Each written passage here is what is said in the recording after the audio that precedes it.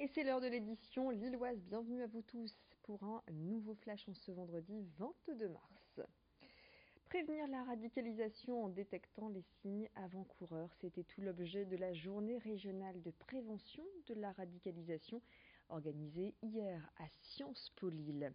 La journée a été marquée par le témoignage de Lo Nova, maman d'une jeune fille radicalisée à l'âge de 12 ans et convertie à l'islam. Aujourd'hui âgée de 18 ans, Charlotte a changé de prénom et vit en Grande-Bretagne avec son époux. Sa mère n'a plus de nouvelles d'elle.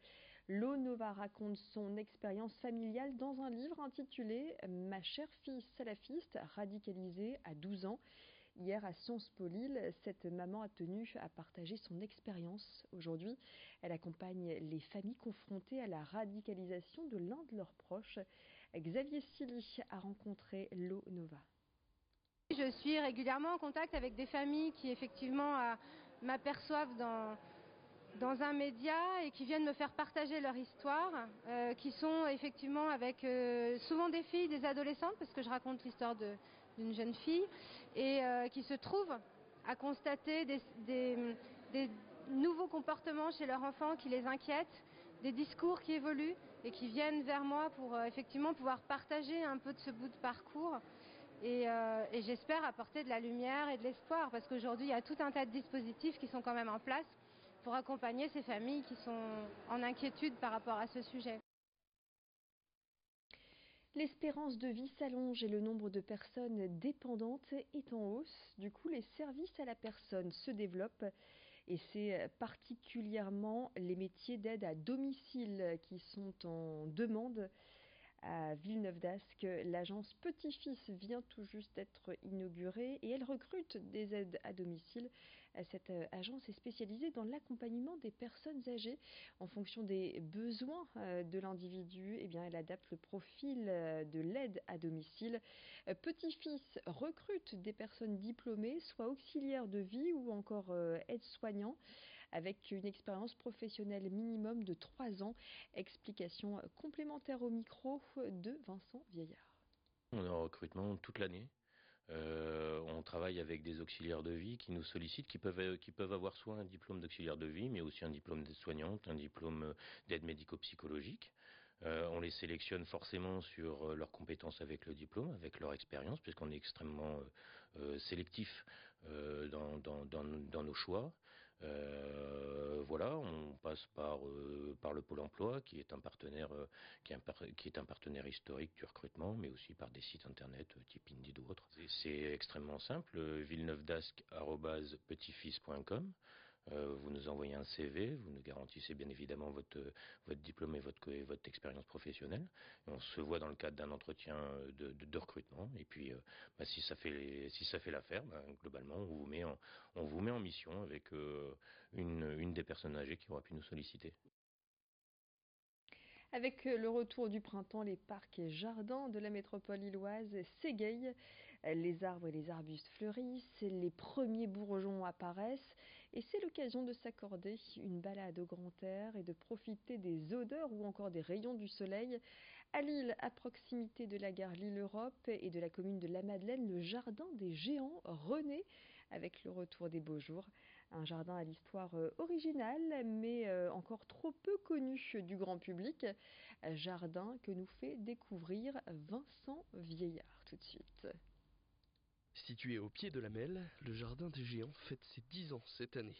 Avant d'être un parc luxuriant, cet espace de 2,5 hectares était le parking de la communauté urbaine de Lille, aujourd'hui devenue métropole européenne. Un espace vert qui rend hommage au patrimoine de la région. Ici, le nom, la décoration et la disproportion des aménagements font référence aux fameux géants protecteurs des cités des Flandres. Un hommage traditionnel, empreint de modernité. Le Jardin des Géants est divisé en 3 parties. Il y a le parti parvis des nuages que vous avez à l'entrée, devant l'entrée de la communauté.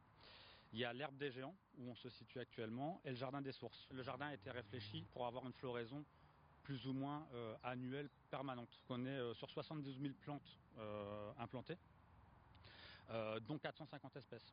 Ce qui a impliqué une formation des agents pour connaître le cycle des plantes, comment elles fonctionnent, leur floraison. Pour connaître la fréquentation de ce lieu, un compteur vient d'être installé et surprise, Si 300 personnes viennent ici chaque jour de la semaine, le lieu est encore plus fréquenté le week-end avec près de 2000 entrées en moyenne.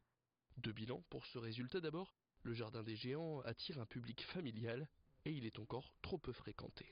On a le sentiment qu'il est pas très connu, c'est pour ça aussi qu'on veut proposer des animations.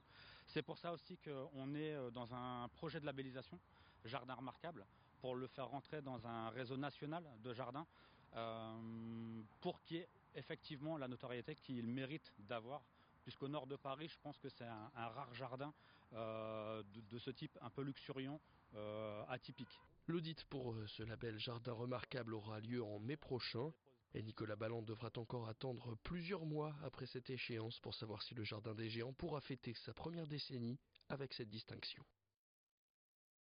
Voilà ce Jardin des Géants à découvrir. Et sachez que le 21 avril seront organisées des balades autour de la biodiversité pour justement découvrir plus de 70 000 plantes du lieu et puis les animaux qui vivent dans ce jardin comme les grenouilles. 21 avril. Et puis ce week-end, la ville de Bondues organise son traditionnel salon du livre à l'espace Poher, un rendez-vous littéraire devenu, depuis sa création il y a 21 ans, le plus grand salon du genre au nord de Paris. 210 auteurs seront présents jusqu'à dimanche, une cinquantaine d'éditeurs et entre 12 et 15 000 visiteurs sont attendus pendant 2 jours. Parmi les invités, Yann Kefelec, Jean-Louis Fournier, Fabien Lecoeuvre, mais aussi des journalistes, Christophe Ondelat, Michel Cotta, Robert Namias, et puis des chanteurs comme Cali ou encore Gilbert Montagnier. Un salon gratuit avec un focus cette année sur l'illettrisme. Explication du commissaire de ce salon du livre à Bondues. On a souhaité faire un focus sur l'illettrisme parce que c'est bien beau de faire un salon du livre et de donner l'opportunité à ceux qui savent lire d'avoir des moments fantastiques. Mais on pense aussi à ceux qui sont en difficulté de lecture.